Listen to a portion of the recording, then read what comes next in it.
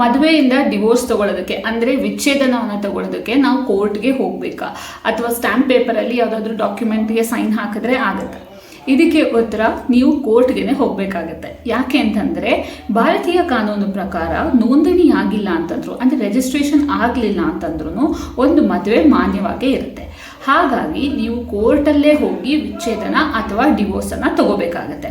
ಇನ್ನೊಂದು ನೆನಪಿನಲ್ಲಿ ಇಟ್ಕೋಬೇಕಾಗಿರೋ ವಿಚಾರ ಏನು ಅಂತಂದರೆ ಕೋರ್ಟ್ಗೆ ಮಾತ್ರ ನಿಮಗೆ ವಿಚ್ಛೇದನ ಕೊಡೋಂತಹ ಅಧಿಕಾರ ಇರೋದು. ನೀವು ಸೆಟಲ್ಮೆಂಟ್ ಅಗ್ರಿಮೆಂಟ್ ಮಾಡ್ಕೋತೀನಿ ಅಥವಾ ಡಿವೋರ್ಸ್ ಅಗ್ರಿಮೆಂಟ್ ಮಾಡ್ಕೋತೀನಿ, ಸ್ಟ್ಯಾಂಪ್ ಪೇಪರ್ನಲ್ಲಿ ಬರ್ಕೊಟ್ಬಿಡ್ತೀನಿ, ಸ್ಟ್ಯಾಂಪ್ ಪೇಪರಲ್ಲಿ ಸೈನ್ ಹಾಕ್ಕೊಟ್ಬಿಡ್ತೀನಿ, ಟಿ ವಿ ಸೀರಿಯಲಲ್ಲೆಲ್ಲ ನೋಡಿದಾಗೆ ಹಾಗೆಲ್ಲ ಯಾವುದೇ ಕಾರಣಕ್ಕೂ ವಿಚ್ಛೇದನ ಆಗಲ್ಲ. ವಿಚ್ಛೇದನ ಆಗುವಂತಹ ಒಂದೇ ಒಂದು ಜಾಗ ಏನು ಅಂತಂದರೆ ಕೋರ್ಟಲ್ಲಿ ಹೋಗಿ ಮಾತ್ರ ನೀವು ಮದುವೆಯಿಂದ ವಿಚ್ಛೇದನವನ್ನು ಪಡ್ಕೊಳ್ಬಹುದು. ಅದು ಬಿಟ್ಟು ಬೇರೆ ಯಾವುದೇ ರೀತಿಯಿಂದಾಗಿ ನೀವು ವಿಚ್ಛೇದನವನ್ನು ಪಡ್ಕೊಳ್ಳೋದಕ್ಕೆ ಸಾಧ್ಯ ಇಲ್ಲ.